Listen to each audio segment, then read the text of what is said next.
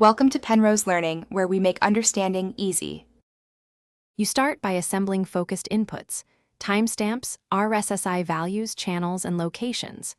Once gathered, open your chosen tool, Spreadsheet, Python, or D3, and import the table. You normalize RSSI to a 0-1 scale so arcs will map cleanly. This prevents visual bias. Then create a base radial grid or canvas and plot a single reference arc for the highest value.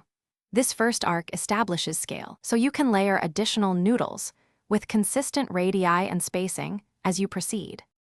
You now build the body of the chart by converting normalized strength into arc radii and mapping timestamps to angular positions. Make arcs with spline or Bezier curves to get a noodle-like flow.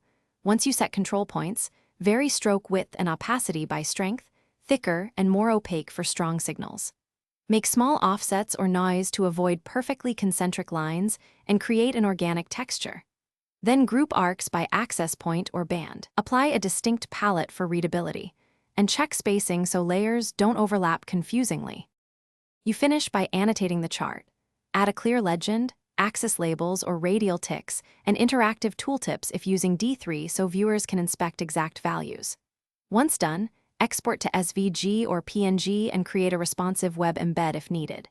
Make sure to optimize performance by downsampling or simplifying paths when plotting thousands of points.